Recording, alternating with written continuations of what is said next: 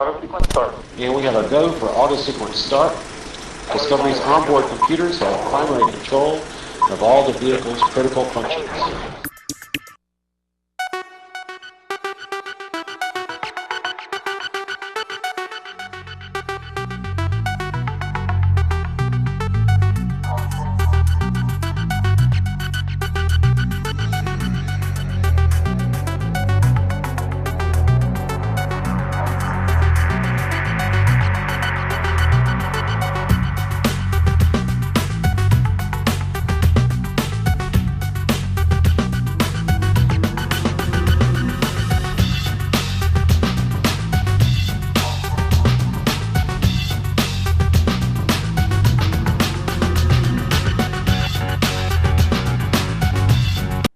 Welcome to the Launchpad. I'm your host, Harry Washington, and today we're going to discuss the importance of mentoring. And our first guest today is Ms. Michelle Dunn of MYGIFT Program Incorporated. Michelle, welcome to the show. Hi, thank you for having me. Now, MYGIFT, that's a very unique name. What does it stand for? It stands for Mentoring Young Girls Inspiring for Tomorrow. Wow. Now, when was your organization established and what's its mission? Well, we started in August of 2007, and the mission was to teach young ladies how to embrace who they are and to make positive choices about their future. How is that done? Well, we meet each young lady where they are, and we know that each young lady comes to us from a different place, and we want them to know that they're beautiful just the way they are, and they look like no one else, and that's not an accident. That's the way you were born, and we want you to come from a place of self-love, and we all like to make improvements on ourselves, but to come from a place of love and to just embrace who you are. Now, what influenced you to work primarily with African-American females, I'm assuming? Well, no, we accept all young ladies. I've actually had young ladies from different ethnic backgrounds in my program since I've started. What age group do you work with? We work with young ladies between the ages of 8 and 18. Okay. Yes. Now, majority of your population, where does it come from? Is it Prince George's County? Is it Montgomery County? The majority are from Prince George's County. I've had a few young ladies that come from Montgomery County and from the District of Columbia. Okay. What can parents expect when their children enter your program? Well, they can expect that we will meet their daughter where she is. We won't try to force her to be like anyone else in the program. And we celebrate small successes. We believe that every young lady has a success story in her life, whether it's bringing a grade up from a D to a C. So we celebrate all the small successes, and we guarantee that they will have a safe environment where they can feel comfortable around young ladies that are like themselves. Now, when you say meet them where they are, give our audience an idea. What do you mean? What does it mean where they are? Well, some young ladies are coming to us because they have troubled backgrounds. Some young ladies are on the honor roll and they're in beauty pageants and they're doing quite well. But some young ladies come to us from troubled past, and they have come to us from social workers or case workers, probation officers, truancy courts. So we meet them where they are, and no one knows their background but the mentors. Gotcha. Now, you describe such a divergent population that you work with. In terms of those students that are hard to deal with, and I don't want to characterize them as hard to deal with, but those students who have maybe a more hardened background, how do you deal with them? What's the relationship like with them versus that child who has an honor roll student? We treat them all the same. Okay. Because I let them know that if you're here because a case manager requested that you be here, if your mother made you come, no one knows that. So you come to us with a clean slate, regardless of what your background is. No one knows that. So you have a fresh start. So you can come in with a positive attitude and not feel like there's a cloud over you. So everyone comes in equally. Gotcha. Yeah. What kind of activities do the students participate in? Well, we do leadership development with communication and talking about self-awareness, community service, and we also do life skills and talk to them about image and career advancement. So now, how often do the students meet with their mentors? We do group mentoring. We do group mentoring, so all of our young ladies are together. The girls that are 8 to 11 are in a group together, and the girls that are 12 to 18 are together, and they have the same topics but age-appropriate conversations. So the mentor is usually like 2 to 3 mentors with the group, and we just kind of talk to them in the same room, but separate and they do some activities that are also together, peer-to-peer mentoring. Because when we say life skills, what do you mean by life skills? Well, we talk to them about making positive choices, leadership, and appearances. We want them to talk about their image and about relationships, having healthy relationships and not following the crowd, about bullying, sexting, staying away from high-risk environments that deal with drugs and alcohol and tobacco. What's been one of the biggest issues that you've had to deal with since you've been in business? Since I've been in business, being a small nonprofit, it's kind of like being a little fish in a big bowl. Sometimes you have to kind of prove yourself a little more than a well-known organization. But my philosophy is, when I first started, was I'm here for the girls. So I don't really worry about whether or not people know who I am and what I do, as long as my girls know and their families know, because most of my referrals come from parents or young ladies that are in my program. Okay. And what's been one of the biggest issues that you had in terms of mentoring the girls? The young ladies, how can I say this? Well, I was a teen that had an attitude. So a lot of them come in with attitudes, and they think that because their parents kind of throw their hands up sometimes and don't know how to deal with them. I look at them and I see me. So I kind of my approach to them is a little different, and I tell them that, you know, I'm big on respect. When we come in, I let them know that we have different mentors there, some who good cop, bad cop, or however you want to say it, but I'm the bad cop. You know, I'm the stickler on respect. You don't talk when I'm talking. When I have guests there that are giving a presentation, you are respectful when you listen. And kids like structure. So I've never had a problem with dealing with them. And the girls that have attitudes, believe it or not, I've never seen the attitudes that their parents tell me they see at home. What's the toughest issue you've come across with some of these girls that they may present? Is it holding grudges in their attitude? Let's talk about grudges. Yeah, they grudges against who? Well, just in general, they say that they want to learn how to let things go. And they have attitudes, and they want to learn how to not have an attitude with their parents and their teachers and things like that. And we have group discussions. We actually just had a mentoring workshop a couple of weeks ago, and we asked them to kind of have an open conversation about the things that they would like us to help them with. And I would say, out of the girls that were there, 90% of them said, I want to work on my attitude, and I want to learn how to not hold a grudge. How successful do you think you've been with them in working with this attitude? Oh my goodness. I've been very successful. I've had, we crown a Miss My Gift at the end of our program year. We have 10 months, and we have a family day. So the young ladies get to tell their parents and show their parents and their friends what they've done. And we usually give Miss My Gift title to the young lady that's had the biggest transformation.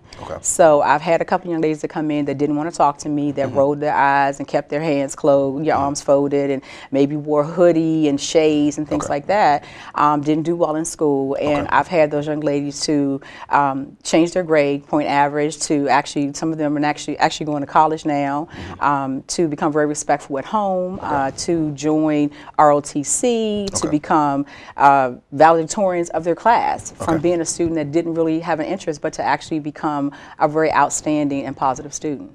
Let's go back to it in terms of mentor relationship. You say you do group mentoring. Yes. How often do you meet with these students? We meet once a month on the second Saturday of every month, and it's from 9:30 to 1:30. And in terms of, describe that, it's group mentoring that's from 9:30 to 1:30. What happens within that time period? They register in the morning. They have breakfast. We do before and after pictures, because we're big on body language. So we want them to take a picture when they first come in, when they're mad to be there on Saturday morning at 9:30 and their face is really tight. We take pictures. We take group pictures. And then during the course of the day, we have like 30-minute workshops to 45-minute workshops on different things like journaling, rap sessions. We do career development. We do grammar, resumes, and things like that. We break for lunch, and then we take pictures afterwards. We call them the after pictures. And they get a certificate, and they usually get a gift bag that relates to whatever the theme. It's a different theme every month. Like, give an example. What's in that gift bag? This year, well, in September, it was about school supplies, about being focused and looking ahead. So every girl got a bag that was a weekender bag that she could use when she goes to spend the weekend with her friends. And in that bag was a binder with tabs for every month, folders, notebook paper, pencils, pens, highlighters, staples, anything that she could use for school, locker mirrors, and things like that. Gotcha. Now, let me ask this. Okay, so now, how long does this relationship last? The program is 10 months, but I have young ladies that have been in my program since 2007, and we're still friends. We talk, you know, frequently, and they're friends with me on Facebook, and they invite me to events, graduations, and things like that. So I'm still very much a part of their lives. Do you follow me even after that time period, or is it a point where you end the relationship? Well, this year we're starting a new component, which is going to be called Diamonds, Right. and it's going to be young ladies between the ages of 19 and 25. Okay. Because I'm running into more of my young ladies that have graduated from the program that are still having some issues and struggles, and they still need guidance. And I just thought, well, you know what? It's sad that we have to kind of let them go at 18, and 19 and 25 is such a crucial age when you make bad choices with your credit and things like that, and Right. jobs and college and Good point. decisions like that. So we wanted to kind of like be able to keep our arms around them for just a little bit longer. Okay. Now, last words. Any last words that you want parents to know or students to know about your program? Well, of course, for me saying it, but I think it's a wonderful program. I think it's a great environment for young ladies to come and talk about their fears, their feelings, their accomplishments, their dreams, to know that they're not in this by themselves, and the things that they're going through, that they think that they're the only young lady dealing with this. They're not. That all the young ladies that are their ages are going through the same thing, and they're there to help each other. They mentor each other. Okay. They do peer-to-peer mentoring as well, and we sit back and kind of let them have conversations about what they're going through and just keep the train on the track. Okay. But I just think it's a great place for young ladies to be, and I've seen a lot of young ladies come through the program that have made wonderful transformations, so I know that it is making a difference. Now, any current events that are about to happen for you? Well, our upcoming workshop is in October, Okay. and we're at John E. Howard Community Center at 4400 Shell Street in Capitol Heights, Maryland, and we're always there on the second Saturday. But every month we have a different theme, so any second Saturday, girls are welcome to come to the program. Excellent. Now, to learn more about MYGIFT Program Incorporated, visit our credits at the end of the show, or also go to their website. We'll be back.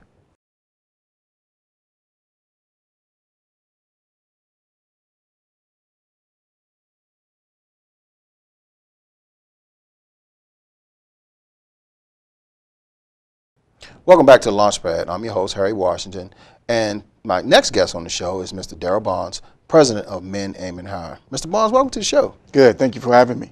No, thank you for coming. Men Aiming Higher, how long has it been in existence? Men Aiming Higher got started back in 2009, basically on the premise of me working with young boys between the ages of 14 to 29, Okay. and teaching them how to be a man, how to sit up straight, look someone in the eyes when you're talking to them. Instead of saying, yeah, you can say yes, no. The importance about pulling your pants up. And quite frankly, if they knew why their pants were hanging down, they wouldn't want them hanging down anymore. Very true. A large part of our teaching derives out of the book of Proverbs, where it teaches you knowledge, wisdom, and understanding. Okay. For me, that is the blueprint on how to become a man. If you read that book cover for cover, then there you go. Now, what's been your educational background and in terms of operating Men Aiming Higher? Sure. Well, I'm a product of Prince George's County Public School System. Okay. I graduated out of the system here. Okay. I went to college at Long Beach State in California. Okay. I was in the Navy for 4 years. Then I went in the Army for 2 to get my commission as second lieutenant. Realized I didn't like running through the mud and the dirt. I got out. Right. But nevertheless, I got that formal training from the military as well as college. But Men Aiming Higher was something that I started, like I said, back in 2009, based on my background in management. I also own my own IT firm. I used to be a sports agent representing NBA and WNBA players. Excellent. And it came to me when I used to represent a gentleman that used to play for the New York Knicks. Okay. And if you know anything about credit scores, this guy was making $7 million a season, but his credit scores were in the 300s. Wow. And you ask yourself, how do you make that kind of money and have those kind of scores? Okay. And I've always vowed that, I would give back to the community after that and teach these young people about financial literacy and how to diversify their portfolio and their money. Okay. I had a mentor when I was growing up, and one of the things that he taught me was, Darryl, at some point you need to think about leaving a legacy for yourself as well as your children. And back then in my 20s, I didn't know what he was talking about, and it didn't hit me till I had my own children. And I would come home and my son would grab me on the leg and say, Daddy's home. And that's when it hit me what he was talking about with leaving a legacy. And that's how Men Aiming Higher got started. Now let me ask this, what particular background do you work, what particular population do you work with of students? Well, we work with, like I said, from 14 to 29, but the population here in the county, we work throughout the county. Okay. In Prince George's County, there's roughly 871,000 residents. Wow. There's 204 schools. There's 125,000 students in the Prince George's County school system. Okay. We are one of only a handful that has an MOU to enter every school in the county. Excellent. We do a lot of work with Maryland Park and Planning. I believe last year we were in 17 different Maryland Park and Planning centers, educating and teaching them on different workshops as it relates to bullying, self-esteem, and various things like that Okay. to try to uplift those young boys. Okay. Now, and let's talk about the relationship that the mentor and mentee has. How would you describe the relationship between a mentor and a mentee? How often do they meet? What's maybe the age range of the mentors that mentor these young males? Sure. Well, we have a couple of things going on right now. Primarily, we focus over at Central High School. Okay. We meet with them every Thursday from 1 o'clock to 2 o'clock. Okay. And that age group is their 9th grade, Okay. which they label their 9th grade nation. So it's those kids coming from middle school that's entering into high school for the first time, as well as we're about to begin a Saturday program, which is our Saturday Academy, which is kind of a catch-all of kids throughout the Prince George's County area. So those kids that are not just in Central High School, but all over the place in the county will be allowed to enter into our Saturday Academy. Now, how do parents get in touch with you to get their child enrolled in the Saturday Academy? You know, a lot of it is, or most of it has been through word of mouth, folks visiting our website, and other people just telling them about the great work that Men Amy Hire does on a whole. Okay, so in terms of back to the mentor relationships, they meet on Thursdays. Correct. It's what, once a week? Once a week. How many hours again? 1 hour. For 1 hour. Right. And what do the mentors primarily focus on with these students? Is it just pulling your pants up? You know? No, a lot of it is leadership development skills. Okay. We partner with the United States Army, so they actually enter into the school system with us. Excellent. Now, when we start the Saturday Academy, it'll be twofold. Okay. 1 hour will be mentoring. The second part will be tutoring. Okay. Because we found out that a lot of these kids that want to enter into college have to deal with remedial math and reading and science. Right. So we want to focus in on those skill sets to try to lift them up, get their test grades up. That way, when they enter into college, they're not really digressing, that they can move forward. Okay. And is that intimidating for some students when they see maybe a man in a uniform or a lady in a uniform? Do they think, oh, is this program trying to enlist me in the military? What are the thoughts? Well, that's probably always the first thought. But just like anything else, you get more respect, or you give respect to someone in uniform. Whether you're a police officer or someone in the military, you automatically give that respect. True. So for us, it kind of helps as we kind of level set things and try to hone in on some of those deficiencies and teaching these kids how to be men, how to be leaders. Right. You know, how to come to school on time and be productive, how to sit up straight, to be attentive. Those are some of the things that we do at Central High School. Now, how far does the mentor relationship go? Does it go beyond that hour? Do mentors do any outside activities with the mentees? How far is that relationship? Yeah, it stretches. You know, a lot of it, we do a lot of cultural enrichment field trips. We take them to the Black Museum. We go down to Baltimore. We do college fairs. You know, so we give them that holistic approach. We take them on bowling and other outings. We bring in a lot of our public officials to do speaking engagements. I know just before the school ended last year, we had the state's attorney come in, and she kind of gave them an overview what to do and what not to do as they lead into the summer. So all of those things we try to provide them. That way they're prepared. Unlike any other child in the school system, the kids that come through our program are truly prepared to succeed in life. Now, if you go to the website, your organization focuses on a lot of areas, and you mentioned that. And some of those areas are community outreach, economic empowerment, mentoring education, health and wellness. Just maybe a brief synopsis. How does your organization touch on those things? Well, I just believe as a man, you don't feel good about being a man unless you can provide food and put food on the table for your family. So we focus on economic empowerment and economic development. You know, last year we did a job fair where we had over 4,200 people come out to the job fair. We had over 110 employers. And over the last 2.5 years, we've been able to put 408 people to work. You know, we partnered with Shoppers Food last year, and we put 50 young people to work over the summer months. You know, we just try to do our part to uplift them, to give them hope and encouragement. That way they can be more productive. So from an economic empowerment and development standpoint, we kind of uplift them to get back to work, to help them, to give them the tools necessary to be employed. From a health and wellness standpoint, we do 2 things every year. One is our Strengthening Families, Curbing Obesity Health Walk, because I believe in the Black community, we're known for diabetes, hypertension, high blood pressure, all of those things.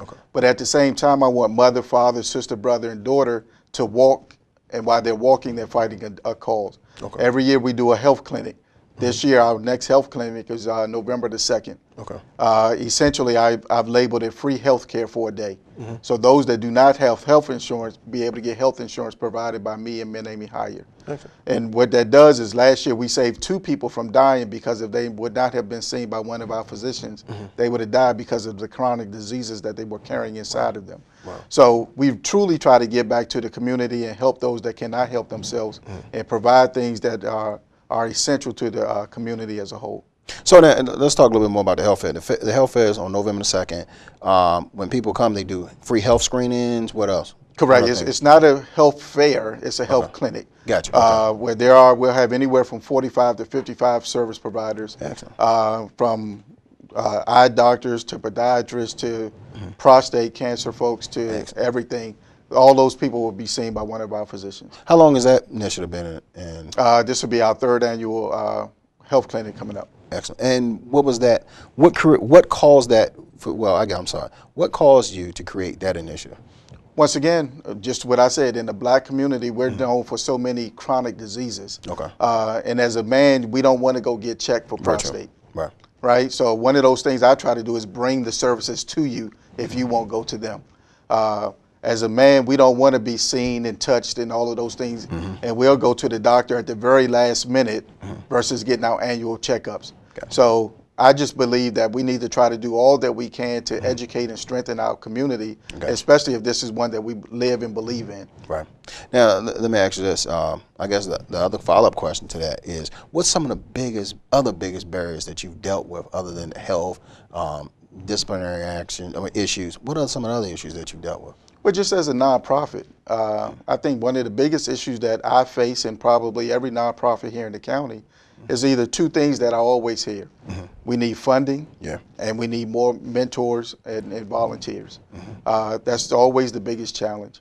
And especially with men, I equate a nonprofit of ours as to the church. Okay. You always see women in the church, but you don't see any men. Okay. And the same thing is here. You know, we have a mentoring organization or a nonprofit that's dealing with young boys, and I need men to want to get involved. Okay. And I truly believe at some point in life, it's your civic duty or responsibility to give back. And always, if you can't give back with your time, then give back with your dollars, because your dollars can be stretched and taken a long way. So I employ people to want to give back, that want to help, that want to get involved, to reach out not only to Men Aiming Higher, but to any organizations within their community to give back, because it's essential. Any final words for our guests?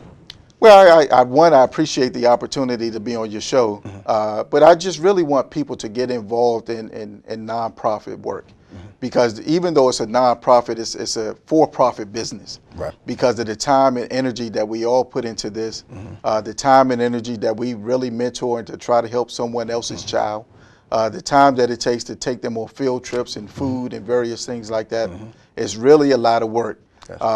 It's a joy to see the transformation of a young child, and coming into manhood and finally sitting up straight and smiling and doing all those wonderful things. But it takes a lot of work and effort, and I can't say it enough, and I know I probably sound redundant, but I really want folks to really get involved, go to our website, go to other people's website, make a difference. That's how we transform our community, that's how we transform our neighborhoods, and that's how we make this place a better place to live. Welcome back. I'm your host, Harry Washington, and we're joined again by Ms. Michelle Dunn of MYGIFT Programs Incorporated and Mr. Darryl Barnes of Men Aiming Higher. And in this segment, we want to touch on some of those more difficult issues that we didn't face during their segments. So I guess the first question I'll ask is, how do both of you deal with issues as it relates to teen violence? Well, in MYGIFT, we have a program component which is called All Stars. Okay. And it deals with helping kids to prevent the onset of risky behaviors. Okay. And it's not like the scared straight to tell you not to do something, but it kind of lets you know if you want to do certain positive things in your life, then you don't have room for the negative things in your life. Right. And if you wanted to be a ballerina, you couldn't possibly use drugs or smoke because you would ruin your body. Exactly. So we give them other things to focus on, and we focus most of that on community service to teach them about giving back. And once they start doing community service, it changes their attitude about a lot of things and a lot of the ways that they have seen their communities in the past. Right. Darryl, how does Men Aiming Higher deal with teen violence? Something similar, but we do a Scare Straight program. Okay. We partner with the police department here in Prince George's County. Okay.